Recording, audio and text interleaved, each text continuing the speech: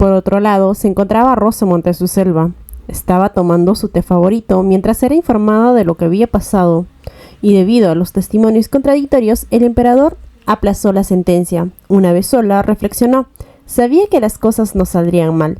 Tenía más cartas en la mano de lo que pensaban, y su trabajo nunca fue descuidado. Si ella muriese en la guillotina, se aseguraría de no ir sola.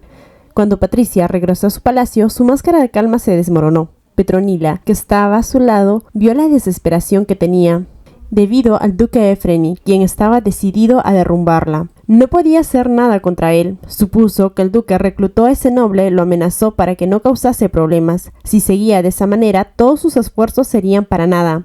No podía confiar en Lucio, ya que éste amaba a Rosamond. De pronto, Nila preguntó por qué el duque había elegido a Rosamond. Supusieron que había una relación la cual no sabían, pero solo debían dejarlo a voluntad del cielo.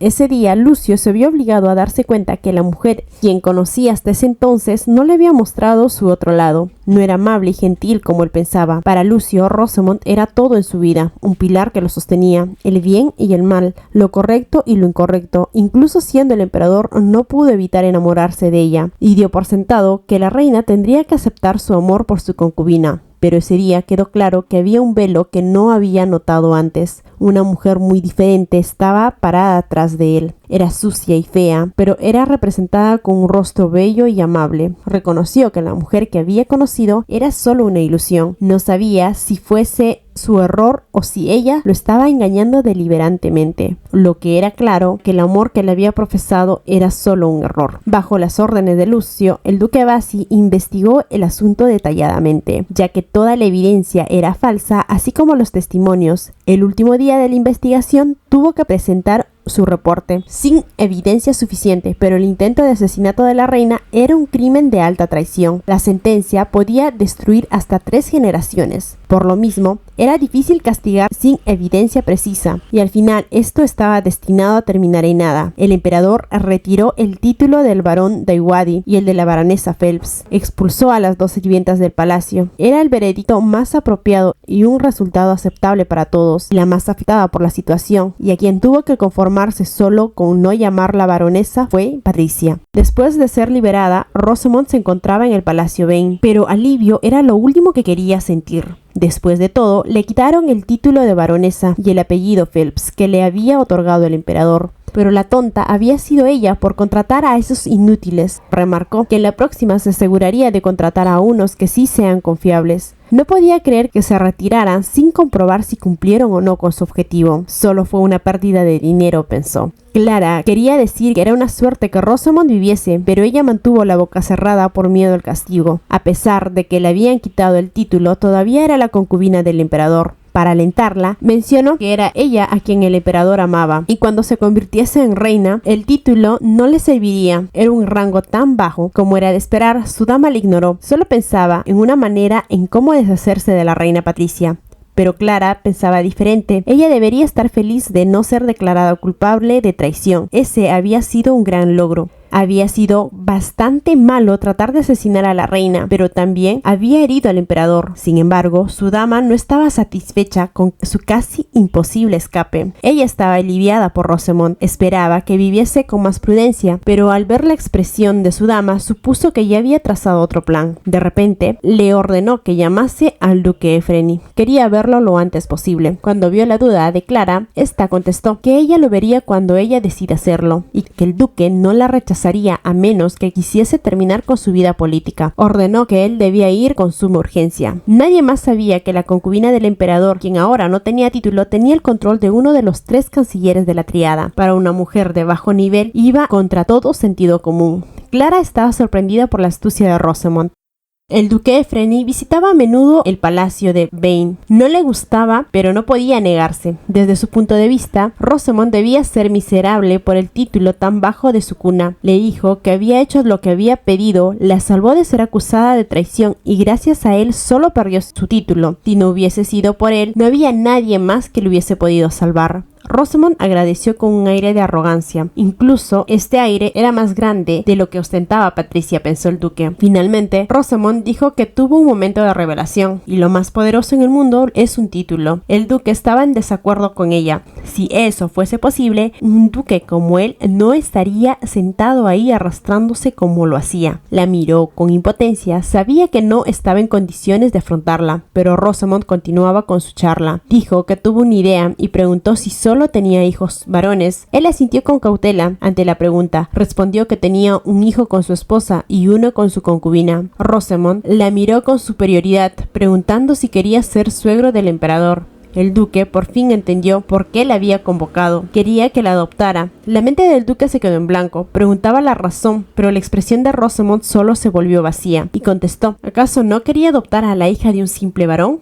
Pero el duque, más nervioso por la expresión grotesca de la concubina, dijo rápidamente que ese no era el caso, sino que tenía que preguntarle a su esposa. Quiso poner eso como excusa, pero Rosamond contestó que quizá ella no entendería la situación, o acaso quería que personalmente vaya donde el emperador e informase de todo lo que había hecho en el pasado. Se burló de la expresión del duque, preguntando ¿cuándo sería posible hacer oficial la adopción? Debería asegurarse de que sea rápido, ¿o acaso no quería una hermosa hija como ella? Cuando el duque preguntó si eso ya lo había hablado con su padre, Rosamond contestó que él no se atrevería a bloquear su camino. El duque le recordó que la adopción debería darse solo con el consentimiento del padre. Esa era la ley del imperio. El duque sabía que era una mujer oportunista. Saliendo de su reunión, el duque solo podía sentirse batido. Era uno de los hombres más poderosos del imperio. Sin embargo, fue tratado como un perro de trabajo de una simple baronesa. Ni siquiera se podía imaginar qué es lo que pensaría la gente cuando se enterase de ese hecho. Su familia estaría muy avergonzada. No lamentaba de sus acciones pasadas, solo que Rosamond había encontrado su punto débil. Era horrible pensar que sería un esclavo de ella para siempre. Todo eso había comenzado hacía 2 años. Su poder no era diferente, era uno de los 3 pilares del imperio. Para una joven noble de clase baja, pedirle una reunión era una broma. Rechazó la invitación de Rosamond. Sin embargo, poco tiempo después llegó otro mensaje, que lo obligó a ir apresuradamente ante Rosamond. Su nota decía que era la única que sabía lo que había sucedido hacía 8 años. Por esa razón, lo ubicó rápidamente. Tan pronto como la vio, quiso enfrentarla. ¿Cómo se atrevía una hija de un varón a amenazar a un duque? Pero su expresión ni siquiera se inmutó. Después de confirmar lo que era, la cara del duque palideció. Su espíritu de arrogancia e ira desapareció. En cambio, solo tembló de miedo frente a Rosamond. Esta empezó a decir que había una historia detrás de cómo había logrado llegar al poder. Era tan interesante que quería contarle al emperador. Y si su esposa se enterase de la verdad, sería ella que lo abandonaría primero. De pronto, soltó que ella quería ser reina. El duque la miraba estupefacto, preguntándose cómo una noble de baja cuna podría siquiera ser candidata, las cuales eran las hijas de los nobles más altos. Al ver su expresión, Rosamond contestó que ella no sería una candidata. Lo que ella quería era robar la corona. Eso sería más divertido y probablemente sepa lo que se siente porque él había hecho muchas cosas para llegar al poder. El duque preguntó qué pasaría si él no la ayudaba. Rosamond contestó que perdería lo que más quería, su vida política, y que el emperador nunca lo perdonaría. Por esa razón, no tuvo otra opción que unir fuerzas con Rosamond, aunque su relación no era una asociación, simplemente era un chantaje. Patricia se ocupó de su trabajo sin arrepentirse del pasado. Se centró en prepararse para las celebraciones del Día Nacional de la Fundación, y como la duquesa Efreni, quien tenía experiencia y poder en el palacio interior, estaba informada sobre los preparativos, pero lamentablemente ella mandó un mensaje informando que ella no estaría para ayudarla, ya que viajaría y la razón era su único hijo, quien estudiaba en el extranjero, tenía una enfermedad y pedía con urgencia que su madre lo visitase. Por esa razón, la duquesa dispuso sus otras funciones para ir con su hijo. Quien tomaría las funciones de esta era la concubina del duque, pero Patricia no le gustó el cambio que se daría. Informó que buscarían otra persona, así que sugirió que Petronila mande una carta preguntando si necesitaba ayuda con algo. Esto no le gustó a Nila, pero hizo lo solicitado por su hermana. Patricia fue informada por Rafaela que el duque Efreni había salido del palacio de la concubina. Patricia supuso que probablemente esté planeando algo en su contra. Ordenó que Rafaela estuviese atenta a sus movimientos. Ese día, Lucio estaba ocupado, concentrado en su trabajo. Estaba admirado por la diligencia de Patricia, que no había dificultado sus asuntos mientras él estaba en coma. Entonces anunciaron a su concubina que estaba ahí para verlo. Rosamund entró a la habitación con una sonrisa. Este le dijo que al parecer estaba ocupado, ya que no le había ido a buscar al Palacio Vane. Pero Lucio solo contestó con una sonrisa tímida que había estado en cama y lo sentía. Rosamund se sentó en su regazo. Luego reveló la razón de su visita, que fue a ese lugar porque tenía algo que decirle. No era una gran cosa, solo quería visitar al barón Darrow. Lucio, sorprendido, profundizó en el tema. Ella contestó que quería pedirle al varón que renunciase a su autoridad paternal. Ante lo mencionado, agregó que ya no sería la hija de un varón y que el duque Effreney la acogería en su familia, y así sería la princesa Effreney. Al ver que Lucio no contestó, Rosamund preguntó si acaso a él le disgustaba esa idea. Lucio contestó que esa era su elección, solo que estaba confundido por lo que le había mencionado. Rosamund agregó que había sufrido mucha humillación por ser hija de un simple varón y ahora era solo una mujer sin título. Además, tenía miedo de la reina, quien ya la había intentado decapitar por un crimen que no había cometido, y los nobles expresaban disgusto por ella. De todas maneras, el duque estaba encantado de que ella se convirtiese en su hija, y por esa razón ella había aceptado. Lucio respondió que era bueno, pero lo que había mencionado lo hizo sentir miserable. Aún así no cambió su expresión, aceptó el beso de la concubina. Se dijo una y otra vez que no podría abandonarla. Si lo hiciese, solo sería un acto de hipocresía de parte suya. Petronila salió del palacio rumbo a la mansión Effreney con la carta que había mandado Patricia. Se recostó. Estaba a punto de quedarse dormida cuando de pronto el carruaje dio un violento tirón. Se calmó y abrió la ventana. Vio que al parecer el tirón fue debido a que casi chocaba con un carruaje que iba en dirección opuesta, y los choferes de ambos estaban discutiendo. Petronila bajó del carruaje. El conductor la miró avergonzada cuando la muchacha preguntó que no había razón para pelear y preguntó si la otra persona del carruaje estaba bien. En eso, del carruaje opuesto salió un joven caballero. Lo miró aturdida por un momento, pero salió rápido de su estupor cuando vio que se estaba ocultando el sol. Tenía que apresurarse para ver a la duquesa. El hombre, delante de sus ojos, le dijo que estaba bien. Ella contestó que también lo estaba, así que se apresuró a ir a su destino. El carruaje partió y el hombre se quedó congelado en el acto, pero fue sacado de su aturdimiento cuando el conductor se dirigió hacia él. La duquesa estaba sorprendida por la repentina visita de Petronila, pero le invitó a pasar. La duquesa le informó y la tomó desprevenida, pero Petronila le dijo que no debería estarlo. De todos modos, ella era alguien importante dentro del palacio, y ella es la hermana de la reina. Le entregó la carta que Patricia le había mandado. Ante la dudativa de la duquesa, ella respondió que ésta expresaba simpatía por la enfermedad de su hijo. Para su sorpresa, la duquesa empezó a llorar, sorprendiendo. Ante esto, Petronila comprendió que después de todo, ella era humana, a pesar de los prejuicios que tenía sobre ella. Preguntó quién sería a cargo de sus deberes. Sabía muy bien que el duque tenía un amante 15 años más joven que él, 10 más joven que la duquesa. Incluso tenía un hijo que estaba a punto de cumplir un año. Esperó la respuesta tratando de ocultar su incomodidad. La duquesa visiblemente estaba molesta. Contestó que estaba preocupada, tenía que salir de la mansión, pero no tenía hermanos, padres o a nadie a quien dejarle la administración de su casa. Deseo tener una hija. Miró a Petronila. Ella deseaba tener una hija como esa muchacha. Tenía un hijo adulto, pero él estaba muriendo de una enfermedad en un país extranjero. Sus emociones parecían aplastarla. Solo lloró. La voz de Petronila la ayudó a calmarse. Y para la sorpresa de Nila, la duquesa decidió abrirse ante ella. Le confesó que su esposo tenía un amante y que no sabía qué es lo que haría mientras ella estuviese con su hijo, quien era su mundo. Nila logró lo que estaba buscando. Así que dijo que como ella le había confiado sus inquietudes, sería honesta. Sabía del amante de su esposo y probablemente esté preocupada por su casa, así como un pez que está rodeada de lodo, que no sabría qué rumbo tomar. Al ver la expresión de la duquesa, Nila agregó que estaba preocupada, ya que como bien sabía, su hermana pequeña también estaba en una situación similar. Lo que Nila quería lograr era que en el futuro la duquesa no unase fuerzas con Rosamund. Quizá lo mencionado la haga simpatizar con su hermana, pero la propuesta de la duquesa la dejó atónita. Esta le solicitó que si no le molestase, ella podría hacerse cargo de su casa mientras ella estuviese fuera. Lo dijo con una gran emoción. Si la ayudaba, ella haría cualquier cosa que le pidiese. A pesar de la sorpresa, Nila contestó que no necesitaba ser recompensada, pero esto solo le dio la tranquilidad a la duquesa. Lo mejor era que ella se encargase en lugar del amante de su esposo. Después de esa charla, Nila se despidió. En el palacio, Nila le comentaba lo sucedido con la duquesa y la situación amorosa de esta. Patricia pensó que no solo ella tenía problemas con las concubinas, pero le había enojado que su hermana actuase sin su permiso. Lo único que le había pedido fue entregar una carta de simpatía, pero Nila había logrado otra cosa. Nila la tranquilizó y dijo que había aceptado porque de una u otra manera poder cortar un poco el apoyo de la casa Efreni, ya que el mismo duque le había dado la espalda a la reina, que no se preocupase por ella.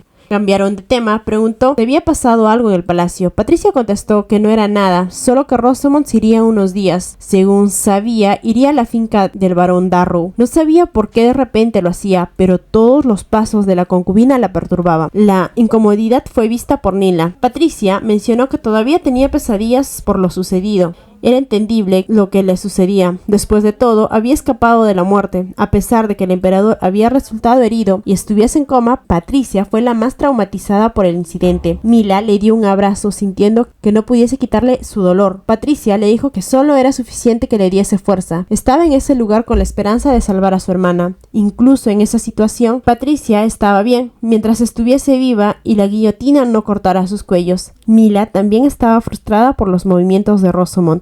Para Patricia, ella era el principal instigador de sus problemas y Lucio una causa de ello. Después de la charla pasaron a una común y para calmar los ánimos, como siempre, no podían faltar el tema de los postres. Según lo programado, Rosamond se iría al día siguiente. La distancia a la finca Darrow era considerable y se esperaba que regresase al palacio en 1 o 2 semanas. Para Patricia, su partida había sido como si hubiese sacado un diente adolorido. Era claro que la concubina le había causado daño a su salud mental. Lucio no acompañó a Rosamond, pero la despidió y le deseó un buen viaje. Justo después de su partida, sintió un dolor en su muñeca. Le informaron la fecha.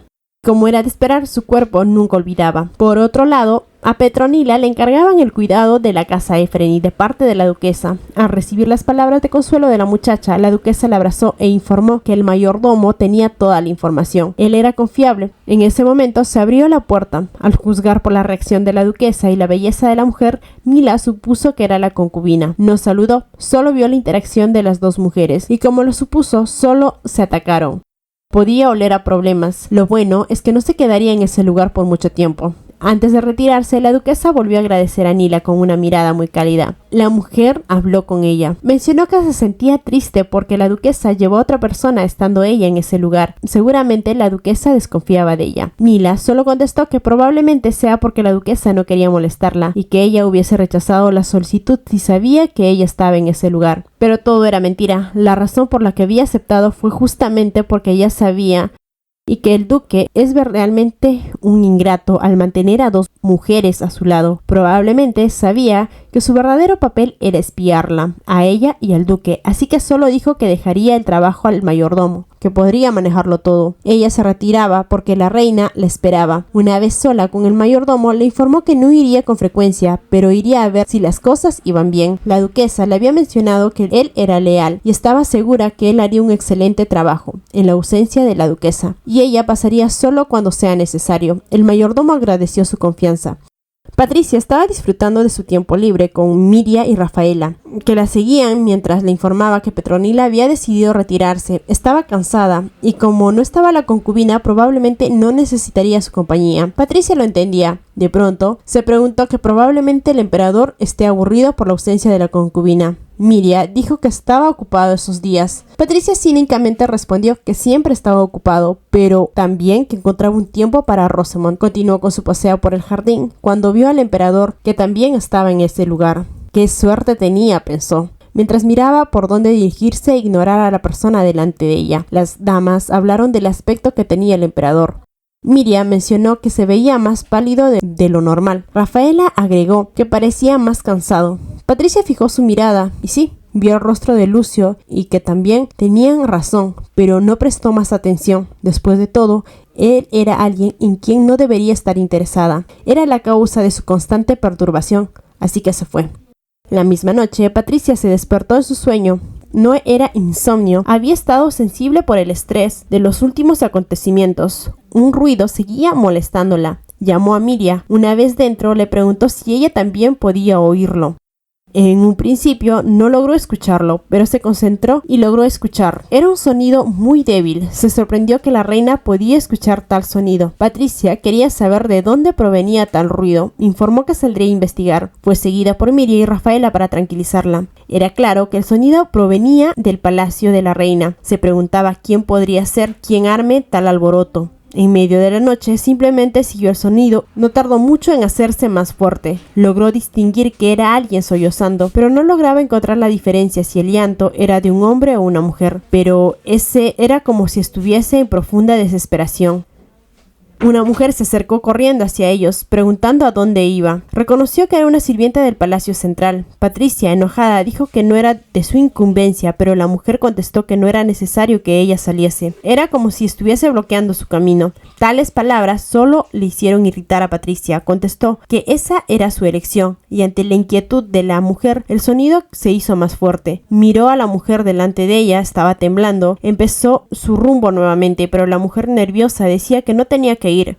Patricia le ignoró y seguía adelante. Sentía que la mujer estaba inquieta detrás de ella. Sabía que la mujer estaba ahí para detenerla. Se preguntaba por qué. ¿Acaso había algo que no se le permitía ver? De cualquier manera, Patricia tenía que saberlo. Se acercó al sonido. El reconocimiento llegó casi de inmediato, así que ordenó que Miria y Rafaela se quedasen en ese lugar. Las dos se negaron, pero Patricia dio una orden y que no se preocupasen. Si su suposición era correcta, no era peligroso, pero estaba nerviosa. Ninguna de las dos mujeres quiso seguir su orden, pero no podían desobedecer. Era raro que Patricia diese una orden directa, así que la dejaron seguir. Como era de esperar, había varias criadas delante de la habitación, de donde emanaba el sonido. Se acercó a la puerta con determinación. Las criadas estaban temblando. Patricia preguntó si el emperador estaba dentro de la habitación.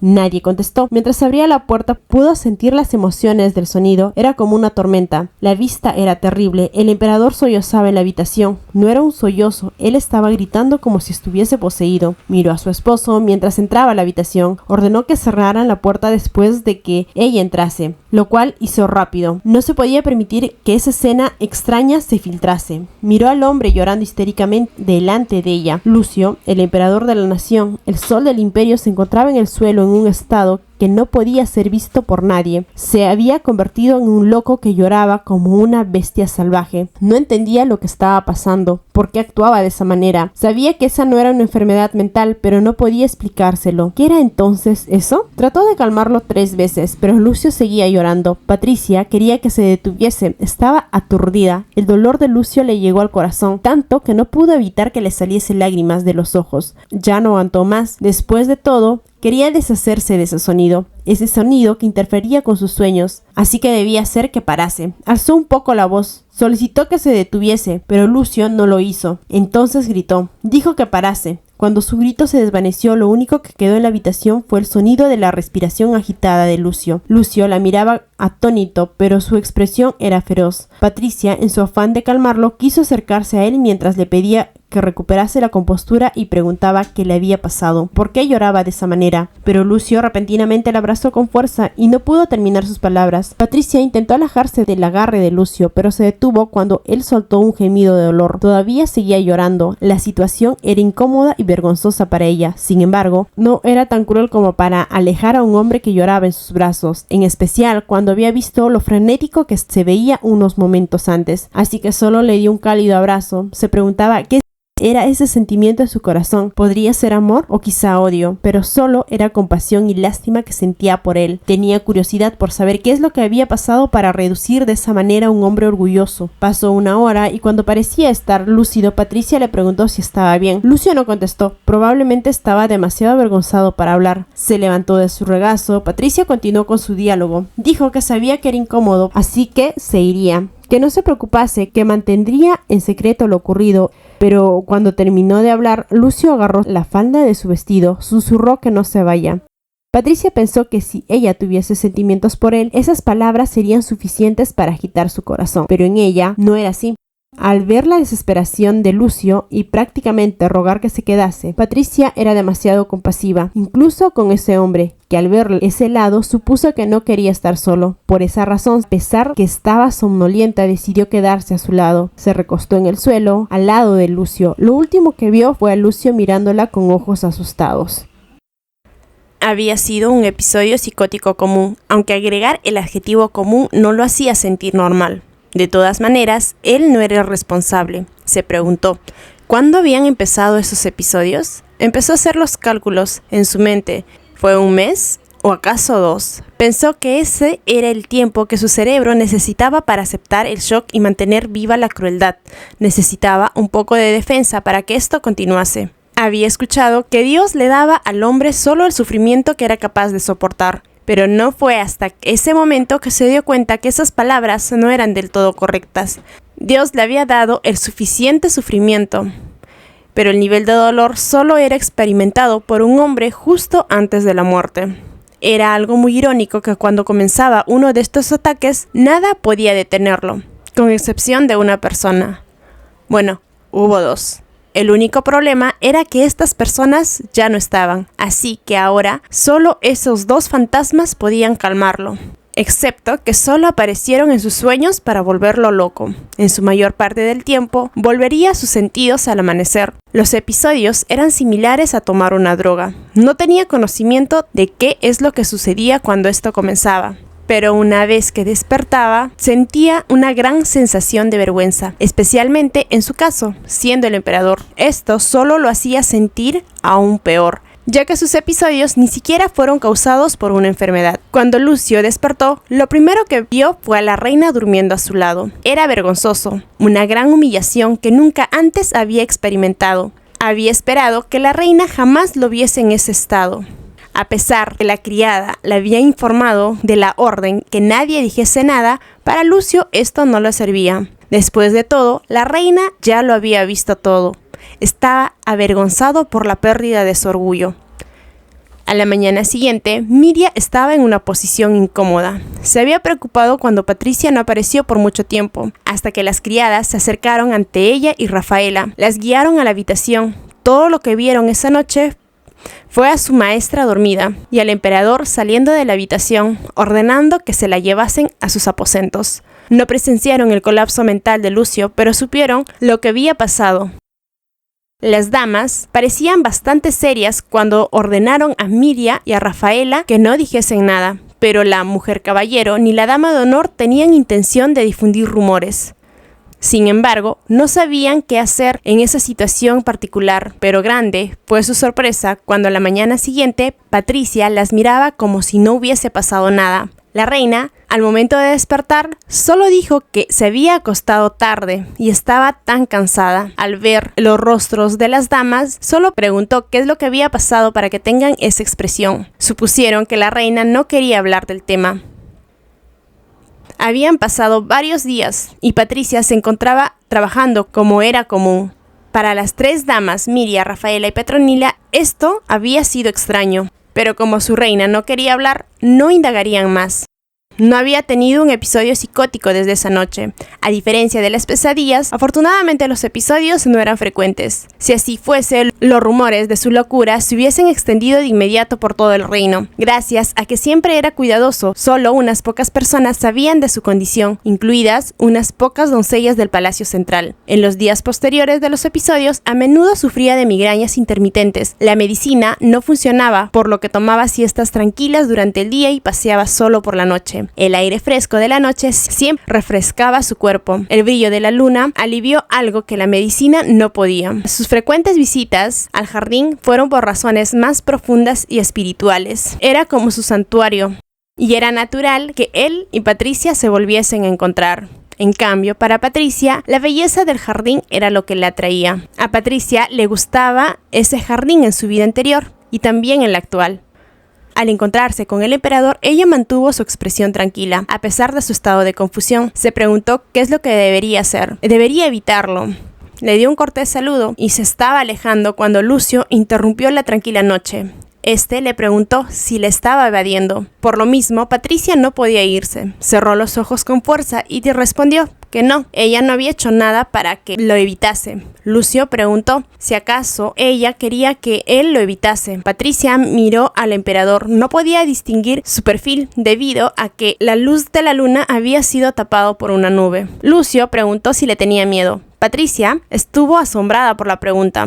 Lucio agregó, ese día ella había visto la peor parte de él. Había estado actuando como un loco delirante. Patricia contestó que al parecer era él quien quería que ella le tuviese miedo, pero no lo tenía, ni al mirarlo, ni al estar en su presencia. Preguntó si había algo más que quería decirle. Lucio estuvo callado por mucho tiempo. Después mencionó con una voz débil, dijo que no lo entendería. Patricia contestó que no lo entendería porque no sabe de lo que se trata. Lucio no contestó, pero entendió a qué se refería. Patricia continuó con su diálogo, pero si anhelaba su comprensión, él debería decirle cómo se siente. De cualquier forma, no importaba si decidía ocultarlo, pero si se lo decía, ella le escucharía e intentaría entenderlo, dependiendo de la situación. Y por más que no tengan sentimientos el uno por el otro, eso debería ser suficiente para sobrellevar la vida como compañeros de vida, agregó. Pero cuando terminó de hablar, vio miedo en los ojos de Lucio. No miedo a ella, era miedo a algo que no había sucedido aún. Patricia se preguntó si tenía miedo a que ella no le entendiese, o que quizá ella revelaría su secreto a los demás. No pudo evitar hablar de nuevo y dijo que se relajara. No había diferencia si le contase o no. Simplemente olvidaría el asunto y no difundiría rumores. Entonces vio lágrimas que salían de los ojos de Lucio y este confesó que era un asesino.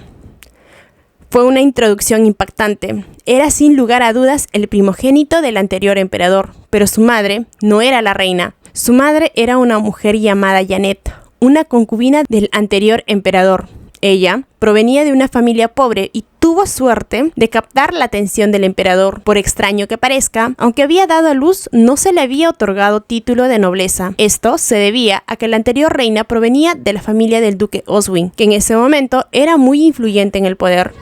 La madre legal del niño era la reina Lisa. Todos en el imperio adoraban a esa mujer. Era hermosa, sabia y amable, la reina más sublime. Pero en los recuerdos del niño, ella no era más que un demonio. Aunque él había escuchado que en los primeros días de su nacimiento era muy amable. Alisa, como todos decían, era una buena mujer al principio, pero cuando su amado esposo tomó una concubina, cuando dicha concubina tuvo un hijo, Alisa se volvió cada vez más odiosa. Y a medida que la situación empeoraba, la bondad de Alisa se acabó. Los sentimientos de maldad que nunca se habían revelado salieron a la superficie. Quizás las cosas hubieran sido mejor si Alisa hubiese tenido su propio hijo para reprimir esos sentimientos. Lamentablemente no podía. Cuando se enteró de este hecho, casi se volvió loca. Era casi una sentencia de muerte para una reina no poder tener un hijo. Una reina infértil perdería todo su valor, incluso si provenía de una familia tan poderosa como la de Oswin. El deseo de Alisa era quedarse al lado de su amado esposo, hasta que ella muriese. Por desesperación, adoptó al hijo de la otra mujer. Es decir, robó al hijo de la concubina Janet, que se había negado, pero nadie escucharía a una humilde concubina sin título y mucho menos que se le negara algo a la madre del imperio. El hijo de Janet fue arrancado de sus brazos. En ese momento nadie pensó que saldría bien. El bebé no era hijo de Alisa y era difícil amar a un hijo que provenía de una humilde concubina. Lamentablemente, Alisa no era una santa. Después de todo, era una persona tan normal como cualquier otra y había crecido en un ambiente rico y afectuoso. Quizás en su interior ella tomó su desgracia más lamentable que otros. El emperador también creía que Alisa no sería confiable para criar al niño, pero ella lo convenció. Con confianza dijo que haría un buen trabajo. Por eso, el emperador no se negó. Los lugares donde tuvo lugar el abuso variaron, pero sucedieron principalmente en el palacio de la reina, donde vivía Alisa. El palacio se convirtió en un lugar tan doloroso para que el niño reviviese el abuso. El trato cruel de Alisa no se limitó a lo físico. Ella no dudaba en decirle cosas crueles y obscenas. También había sido un milagro que el niño creciese siendo más o menos normal después de soportar tantos ataques verbales. Las palizas ocurrían casi a diario, y para evitar las sospechas del emperador, las marcas de golpe que le dejó a Alisa solo eran visibles si el niño se quitaba la ropa por completo. Fue criado por las manos de Alisa, y por lo mismo no tenía idea de la existencia de Janet, o la razón por la que su supuesta madre parecía odiarlo. Como suelen hacer los niños, hizo todo lo posible para ganarse el favor de su madre, pero la dedicación fue de vuelta con la violencia. Alisa siempre llamó al niño sucio y confundiendo el significado, Lucio tomaba varios baños al día. Cuando su opinión sobre él no cambió, pronto renunció a querer tener el afecto de su madre. A la edad de 13 años, el niño se dio cuenta que su madre no lo amaría sin importar lo que hiciese. Su personalidad, normalmente alegre y brillante, se evaporó después de 13 años de trato cruel. Su sonrisa había desaparecido. Si una persona fuese maltratada por la mujer que conocía como su madre, entonces sus posibilidades de crecer como un niño feliz y normal eran casi nulas. En ese momento, sin embargo, el niño estaba tan devastado que ni siquiera notó su cambio. Su vida era sombría. Sin embargo, todavía era una vida que valía la pena vivir. Hasta que sucedió eso. El emperador anterior era un hombre de frecuentes conquistas bajo su gobierno. El territorio del Imperio Navinus se había extendido un 10%. El emperador solía salir del palacio para ir al campo de batalla, y la reina manejaba el palacio mientras él estaba fuera. Durante esos tiempos, el abuso de Alisa se intensificó. El niño ya estaba demasiado enfermo para resistir su violencia y se había acostumbrado a la crueldad, como un bebé elefante que acepta los grilletes en su cuerpo. Para el niño, la reina Lisa era ese grillete. En el 15º cumpleaños del joven, el emperador dejó el palacio una vez más y ocurrió una tragedia irrevocable. Esto había pasado hace 10 años.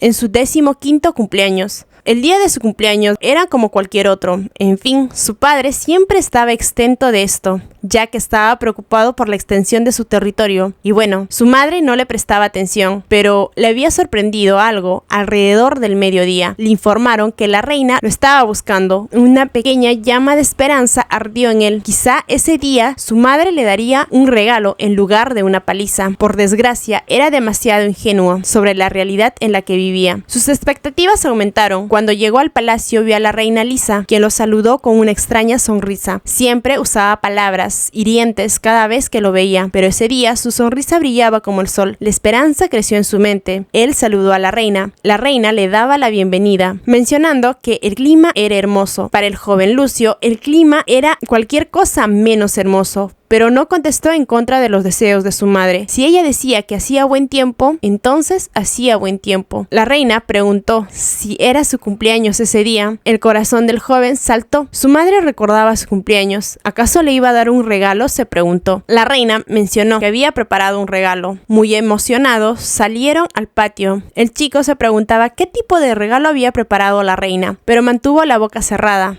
Alisa lo había llevado a un pabellón remoto. Ante ellos había un gran objeto cubierto por una sábana blanca. El chico no estaba seguro, pero parecía una persona debajo de esta. Estaba tan feliz, pero su felicidad se desmoronó en el instante en que la reina le dijo que él debería desvivirla. El niño miró a su madre con incredulidad. La reina le dedicó una sonrisa elegante. Le dijo que ese día iba a asesinar y que esto la haría feliz. ¿Acaso el niño no quería ver a su madre feliz? Pero Lucio no quería hacer esto. No podía simplemente desvivir a alguien. Sacudió la cabeza y el rostro sonriente de Alicia se enfureció rápidamente. Como una piedra, el chico se puso rígido. Él sabía lo que venía junto a esa expresión violenta. Sin embargo, ella no empezó con los ataques. Primero llamó su nombre con una dulce voz. Y de inmediato empezó la paliza. No hubo piedad, de cabeza a los pies. No solo golpes físicos, sino también insultos brutales. La brutalidad de sus palabras eran demasiado feas y sucia para repetir, y que ninguna madre se atrevería a decirle a su hijo. No era un hecho común que las madres amaban incondicionalmente a sus hijos y que éstas implementaban valores arraigados por ellos. ¿Por qué Dios permitía que su madre lo maltratase de esa manera? Se preguntó si era porque él se lo merecía. El abuso físico infligió heridas superficiales, pero el abuso mental continuaba provocando una profunda herida y vergüenza dentro de él.